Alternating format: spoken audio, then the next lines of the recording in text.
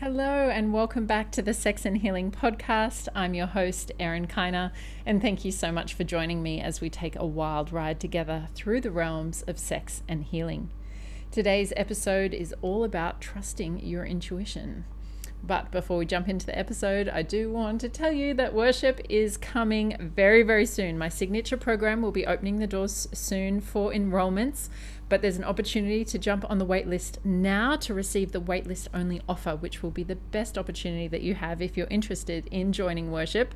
So check out the link in the show notes there, or jump over to my Instagram. We're going to be sharing plenty of information coming up over the next few weeks to month about worship, its impact, it's just off the charts. What we're creating now, what we're doing for the third round is off the charts. I can't wait to share more with you. So make sure if you're interested in worship, if you're interested in liberation through sexuality, you can jump into that.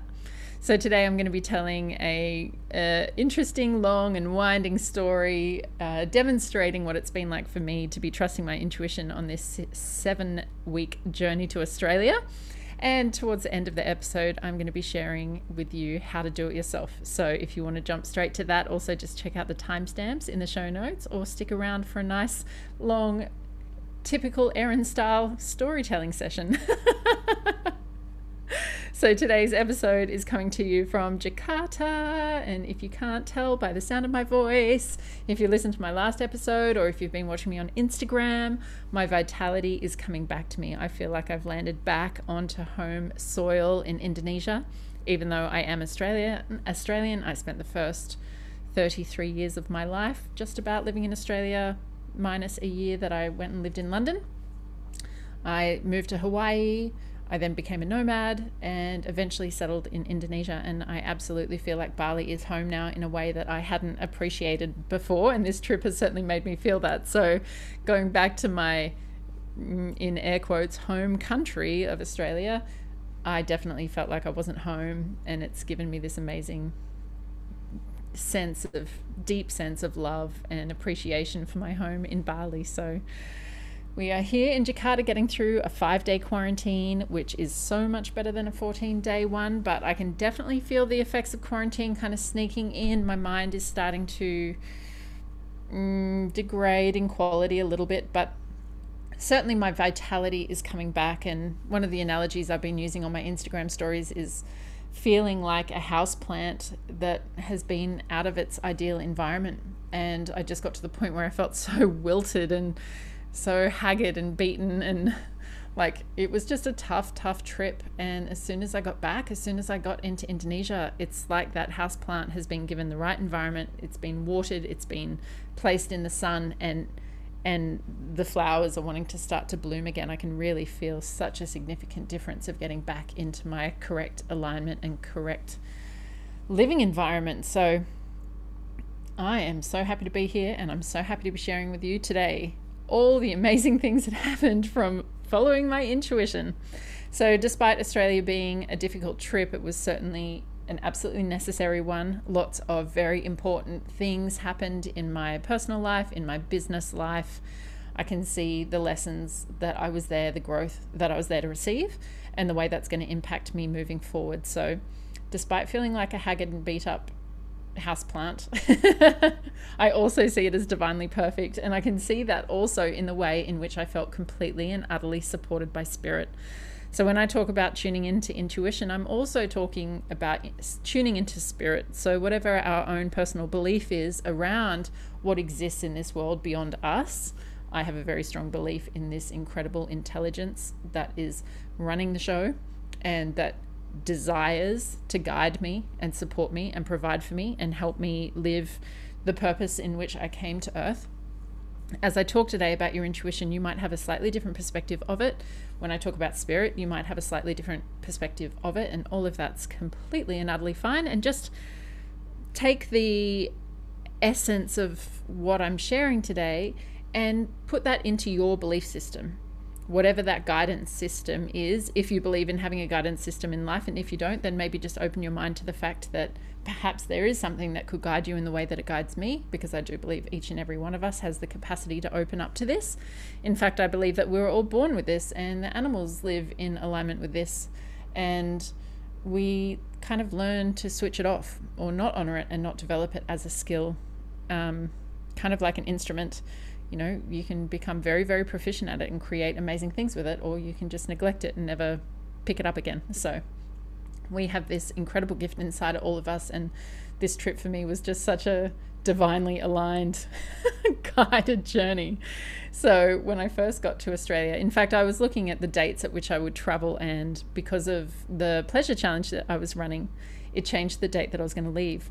So I didn't really tune in to spirit or intuition to choose the day to leave. It kind of aligned for me. Well, I knew I had to change my original plan, and from the original plan I went with what felt easy, what felt like it had the most ease behind it in terms of getting to Perth and getting set up in time to host the pleasure challenge. So that set me up to fly from Bali to Jakarta and Jakarta to Perth. And while I was in Perth quarantine, at my quarantine hotel, there was an outbreak of corona at another quarantine hotel. So you don't get to choose which hotel you get assigned it when you land.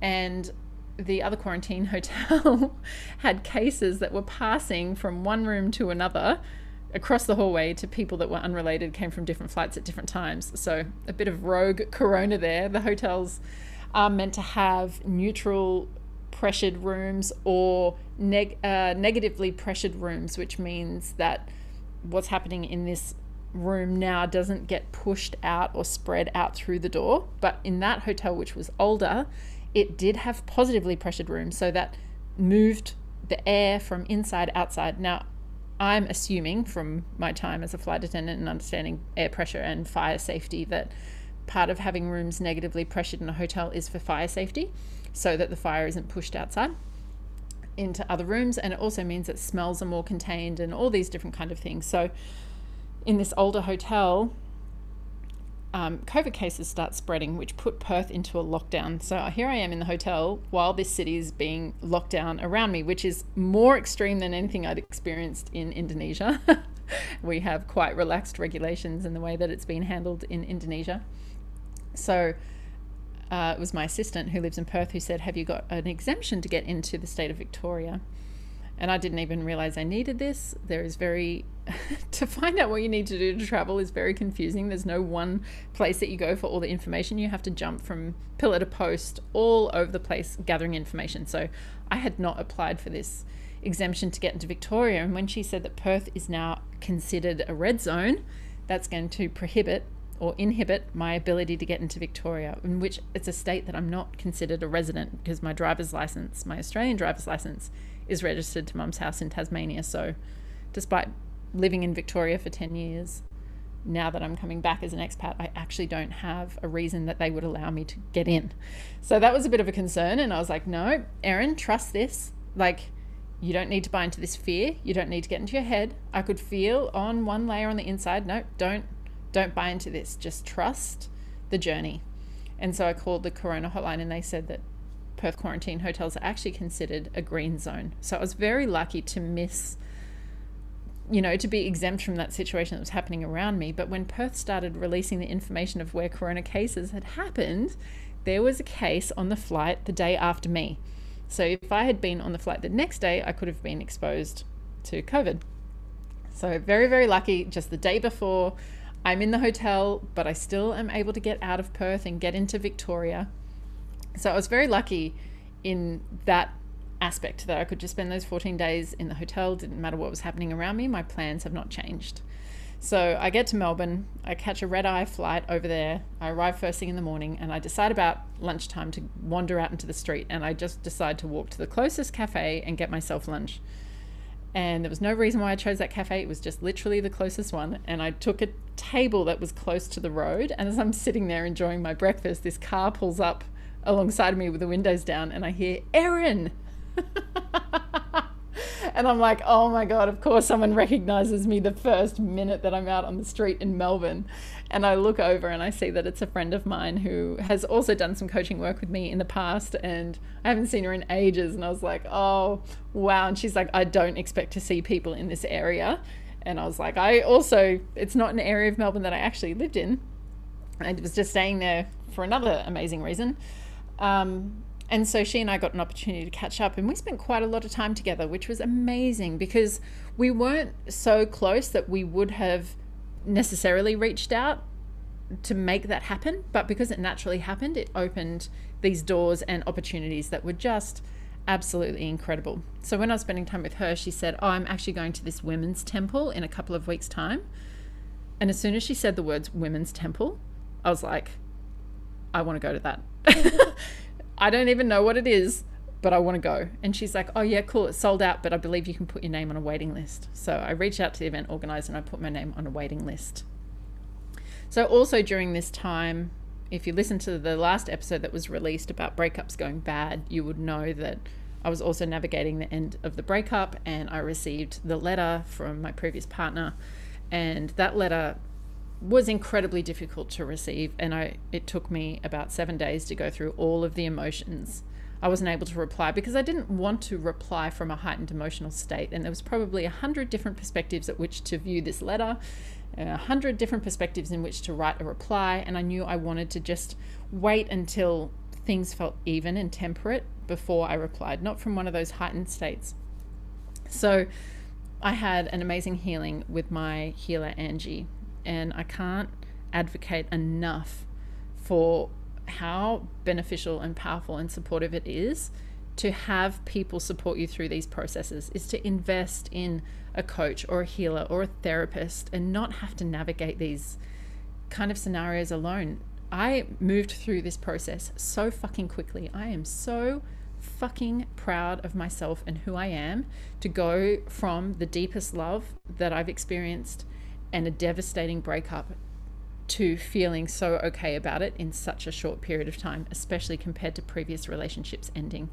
So within the point of 7 days, and I'd had this healing with Angie, my heart cracked open like nothing else. I just was hit with this overwhelming wave of love and compassion. And I knew I had to capture it in that moment. I knew that that's where I wanted to reply from. And I actually just left him a voice memo. So rather than writing it out, I hit record and I just blubbered like a baby. I cried so much. And I just said, I want to say thank you. Thank you for the role that you have played in my life. And I am going to love you until the day that I die for what you've gifted me with. And I understand where you're at, and I know why you made those choices, and I know what you said in that letter, but actually I don't. I believe that it was real and that you needn't doubt what we experienced. And when I get back, I would like to see you and say our goodbyes.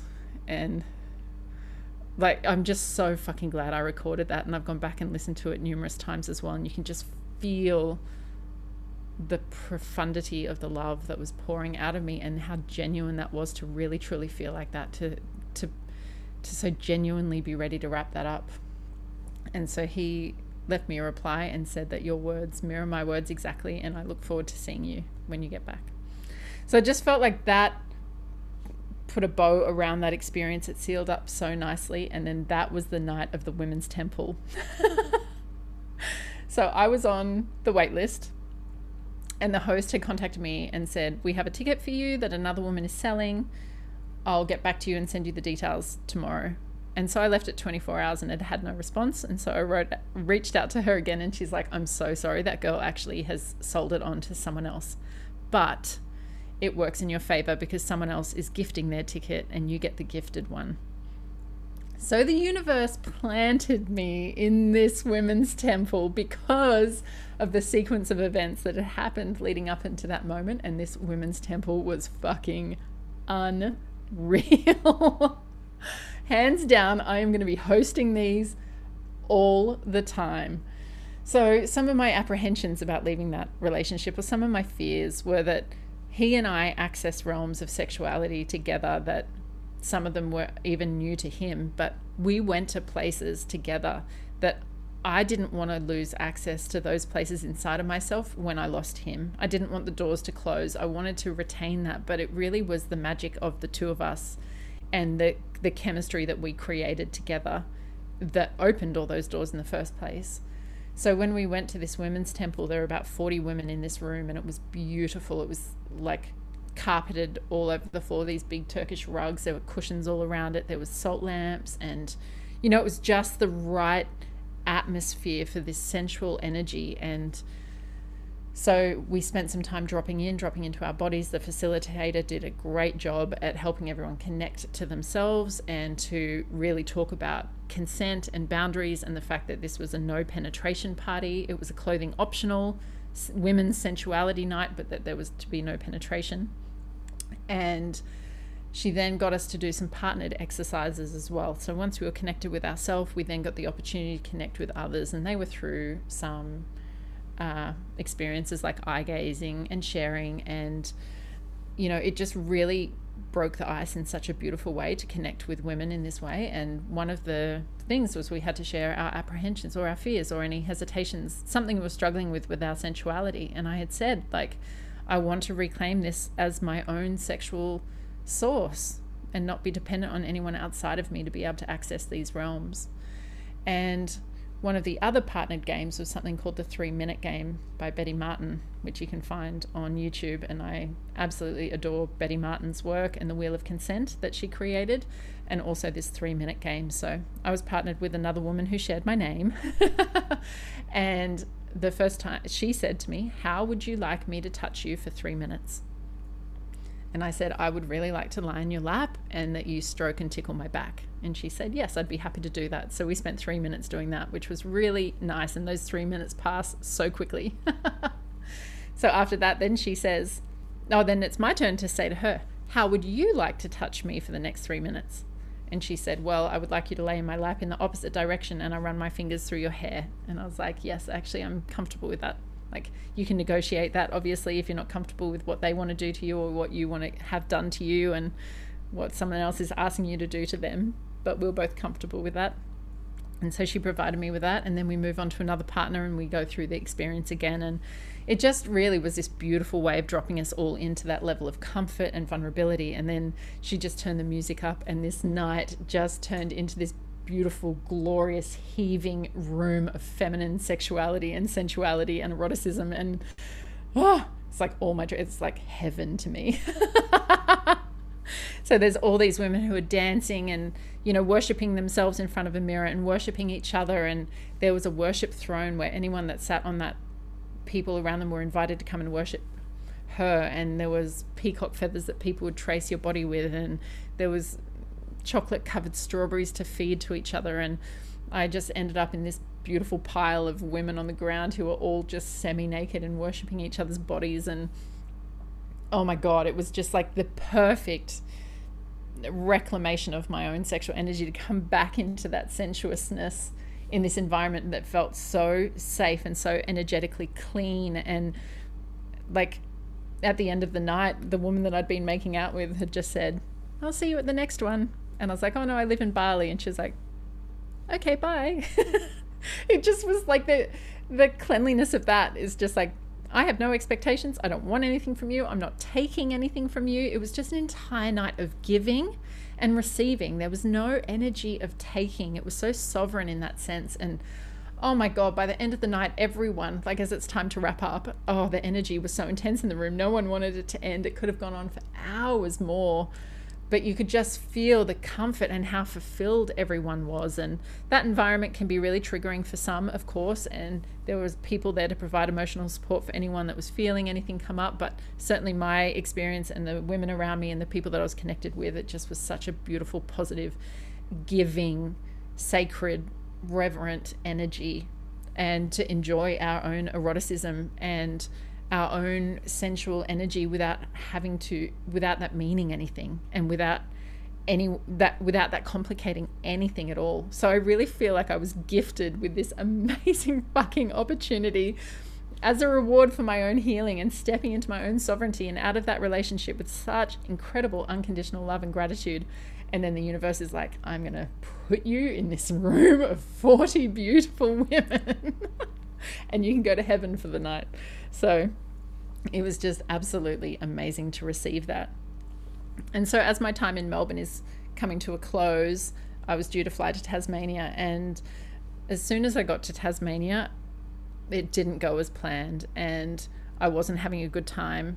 I was exhausted by this point. And I was kind of pushing through. I had that feeling like I've booked this trip too long.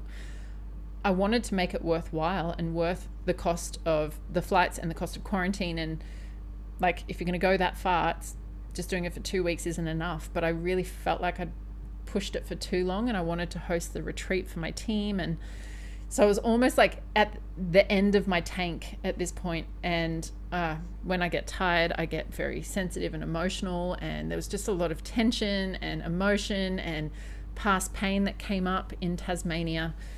And my first night there, I was like, I've got to go. Like, the feeling that I had, the thought that was in my mind was, there is no good that would come of me staying longer. And so in the morning, I just booked the next flight. We're heading to the airport, which is about an hour and a half drive. And a friend texts me saying there's been corona cases in Melbourne. And just instantaneously, I was like, I'm going all the way home. I'm going to collect the luggage that I left in Melbourne and get out of here as soon as possible. And I would have flown out that night, except that I needed a PCR test. So I was like, okay, I'm going to book my flight as soon as I get a PCR test, and I'm going to make this happen. I'm going to pack my bags and I'm going to get out of here. And lo and behold, magically, as I do that, as I get the next available PCR test and I get on the next available flight, as soon as I arrive in Jakarta, there's the news that Melbourne has gone into a 7-day lockdown. So not only would that have hindered us from being able to run the retreat anyway, or left one of my team members stranded in a state that's not her own home state, I wouldn't have been able to leave when I was planning to leave. It would have delayed my departure from Melbourne. I would have been not in a good mental space to go through a 7-day quarantine alone there. It just really was quite a miracle. And the other crazy thing was, this is happening on the night of the eclipse, and I knew what minute the eclipse was reaching its totality. And would you believe that I literally got out of the Uber at the airport at the minute that the eclipse is in its totality? Like, that is just the biggest wink from the universe to me. That's like, girl, you're aligned, you're listening, you're responding, you are working in harmony with the forces of the universe right now. Eclipses represent huge change and huge letting go. And I just feel like I was wrapping up that time in Australia with so much certainty that Australia is not my home anymore, and it will not be my home in the future. And it's not healthy for me to spend long periods of time there, because as soon as I got to Jakarta, I was like, oh, here's my energy coming back. So also on the way to the airport that night, I was able to go and have a shibari session. So I taught a shibari workshop, which is the art of Japanese rope bondage. And it was such an amazing workshop. Oh my God, it cracked my heart open. Everyone had beautiful, profound, a transformative experience from their first experience with ropes. It just, really, again, highlighted for me, this needs to be a part of your daily life. It hasn't been a part of my life for the last year, because I don't feel the emotional and energetic connection with the people who practice rope in Bali. It doesn't feel what I need in order for me to go to those vulnerable places inside of myself. And so I just felt like I'd lost it in some ways, this sadness of not having anyone to share it with. But then to take it into this environment in Melbourne with people sharing it from the perspective at which I share it, watching people crack open and have amazingly transformative experiences from their first go. Oh man, that was so fulfilling. And I thought, no, I must have a shibari experience for myself and be able to receive that before I leave. So I booked in for a session with a friend that is a rigger in Melbourne.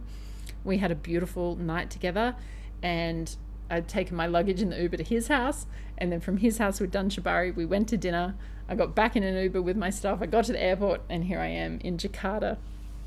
So the other crazy, amazing, miraculous thing that happened here is that my best friend, who I met in Bali, she moved to Kauai back in the middle of last year, and I have been wanting her to come home. There is a massive gap in my life from where she existed. She's such an amazing friend for me. We have an incredible friendship, and she left Kauai and went to Mexico, and I had made a joke of like, you can come home when I come home.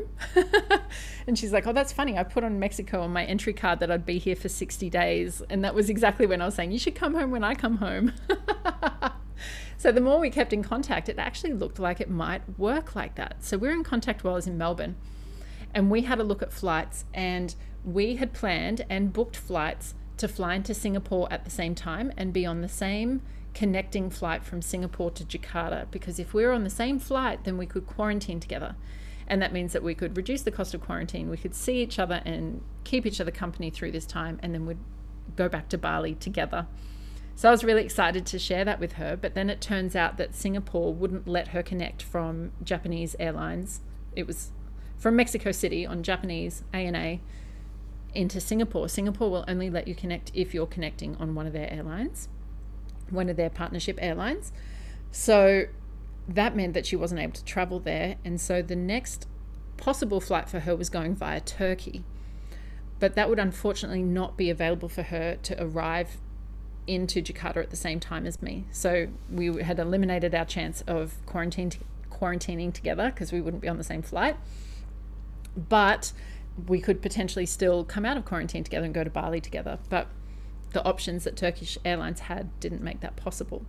So she had a number of dates that she could choose from, and we sat there and we said, what day should we book this? And we tuned into it energetically using intuition, and I was like, oh, it's that day, it's the 25th, which is like a week earlier than what she planned. And she's like, yeah, I get that day too. It didn't really make much sense to leave so much earlier, but we both felt that date, and so she booked that ticket. Then with the change of plans that I had, unexpectedly, I also was arriving in Singapore in Jakarta on the same day that she was. So even though both of our plans got changed, because we were both listening to our intuition, we both landed here at the same time. So we're in the same hotel. We're 5 floors away from each other. We've been having our meals via Zoom. We've been connecting and having a great time, and we'll both get released from quarantine at midday on the same day. We'll see each other in the hotel lobby for the first time in nearly a year, and then we'll travel to Bali together, and we're actually going to be living together when we get back. So I'm just so grateful that I trusted my intuition, and this trip really actually allowed a very smooth journey at quite a crazy time on the planet when traveling is very difficult and unavailable for so many people. So many things could have gone wrong there. My trip could have been disrupted so many times, and actually it all went as it's meant to. So even though the team retreat didn't go ahead as planned, it couldn't have anyway with what happened. And I'm just, again, trusting that it wasn't in the highest alignment, and there's going to be another way for us to get together as a team and create what we were going to create. So I really want to empower everyone with this story of the benefit and the reason why we would want to listen to our intuition. So it's our mind that is the part of us that gets conditioned with fears, with human expectations, with what society thinks we should do. But our intuition is way beyond that. It's connected to something so much more intelligent, that's aware of so much more information than what we are. And if we can surrender to that and allow that intuition to guide us, things can be a lot smoother. Now, that's not to say it always will, because sometimes we need the challenges, we need the difficulties. There's reasons for the stuff that happens that we can't completely understand. So being in surrender doesn't mean that all good things are going to happen. There's other people that live their life by their intuition, and they have to be in Melbourne for the lockdown. And that's perfect. That's what they're meant to be experiencing for whatever reason. We have to trust this divine intelligence. We always have to hold that perspective of like, why is this perfect and what am I looking for? But what I recognize is that when we listen to our intuition, that there is an ease associated with it. There's we need less power in order to do it. So one of my clients at the moment is in a situation that feels quite out of alignment for her, and she wants to stay in that situation for the next 9 months. And I can see how much that's draining her, the thought of like, I've got to find the energy and I've got to get through this. But I would say that's because her mind is conditioned to believe that that's what she needs to do. She's afraid of doing something else, or it makes more sense financially to keep pushing this one particular path. And what I'm asking her to do is open her mind to the potential that maybe there's something else, and that we shouldn't just listen to the mind, especially if it feels like that. If it is just the most draining thing you could possibly imagine, I would say that's not what intuition is asking you to do. So I do remember being in Hawaii, in Kauai, and doing this amazing healing at one of the sacred sites for 2 clients that had come to visit me there. It was such a life-changing healing that day. And the turtles came into my meditation in that healing and started talking to me. So that's not the first time that the turtles have come into my meditation, and they came in with this like chastising tone, and they were like, Erin, We don't swim around the planet. We get carried. We get in the stream and we're carried. It's your turn now to get in the stream and be carried. So at that point, I was a nomad and I was hustling and I was pushing and I was doing all the things that I thought that I should do to be a good online business owner. And that is hard and tiring work. And when the turtles showed me that there is this current that travels around the planet that allows them to circumnavigate the globe, expending very little energy, and that is available for me too, that there is a current in my life that wants to carry me where I'm destined to go. If I'm outside of the stream, I have to swim and use my own power to get there, and that's exhausting and depleting. But if I'm in the stream, it's going to carry me towards my destiny and what is destined for me with far less energy expenditure. So that is how I live my life now. I'm looking and sensing and feeling into the stream. Where is the stream taking me? And even the reason why I came to Australia is because my partner said, I feel that you're meant to go to Australia. And I was like, oh my God, you're right. I could feel it. But my mind, my human mind, had been closed to that potential because of the thoughts that I had in my mind. It's too expensive. It's too difficult. You can't travel right now. But when he could feel it and he brought my awareness to it, I was like, oh my God, I'm meant to go to Australia. And it all happened in the space of 2 weeks. It was crazy. So the turtles really showed me that when we listen to our intuition and we start to follow that stream, things come to us with far greater ease. And there is a power that comes through us, that supports us, that carries us, that we don't need to be using our own energy and our willpower and whatever gumption we've got left inside of us. Instead, we surrender into the power, the guidance of spirit, and it will carry us. And then the things that are destined for us come to us. So as I said, sometimes that's challenge. Sometimes the things that are destined for us are difficult. But I want to give you guys some tools into how exactly you can tune into your intuition so that you can know this is what spirit's asking, because a lot of people go, I think I'm making that up, or that's just in my head. So we really need to start to create the distinction between our mind and our intellect and our intuition. Now, there's a bit of a caveat here, is that for some people, their intuition does speak to them through their mind. So that they're probably the ones that are going to find it most difficult to use this tool that I'm explaining now. They tend to be ectomorphs, which means that they're naturally the smallest framed or the leanest and thinnest people on the planet. So if you're an ectomorph or you're part ectomorph, you have a very high-powered brain, and that is the source of your spiritual connection. So for others, if you're an endomorph or a mesomorph, or if you have a slightly bigger body shape or a rounder body shape, or you carry body fat, then if you easily carry body fat in some ways, then you can tend to receive your messages through sensations in your body, or through auditory, or through visual. Now, that's not a blanket rule. That's just a very gross generalization. But what we need to do when we start to tune in is start to really determine what is our receiver of information. Where is it that spirit's uniquely guiding us? So we'll all have something that comes more naturally to us. So what I often ask people to do is to sit down and close their eyes, just take a few deep breaths and really settle into the moment. I like to almost take my awareness into the back of my brain, like settling into the back of the brain, as if the brain could just take a back seat and relax. So we're not using the big processing cortex at the front of the brain. We're settling back into the back of the brain. And then from here, I ask spirit to show you a yes and a no. So we're going to start with a really simple question, and you can ask a question that you know is going to be a yes answer. For me, that question is, am I meant to live in Bali? Your question might be, is my name so-and-so? Or do I have 3 children? Or am I Cancerian? Ask a question that you know is going to get you a yes answer. And then you say to spirit, am I meant to live in Bali? Am I meant to whatever?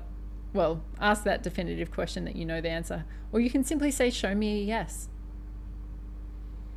And now you might be aware of a sensation in your body. You might be aware of a visual out in front of you. You might be aware of a color. You might see the word yes. You might see a needle swing from yes and no. You might hear the word. You might get the color green and the color red for no. So once you've started to tune into that, then just let that go. Don't overthink it. Don't worry too much. Don't think you have to get it perfect. And then ask, what is a no? So I could ask a question of like, should I return to Australia tomorrow? You can ask, is my name, and make up a fake name. And as you start to receive the no, just notice what's coming up for you. Is that a sensation on a different part of your body or a different side of your body? Is it that the needle swings back to the no? Is it that the word no emerges from the darkness in front of you behind your closed eyes? Is it a big red cross out in front of you? So as you start to tune into that, and as you start to utilize that, you start to develop your confidence and strengthen your intuition muscle. So you have this tool now of yes and no.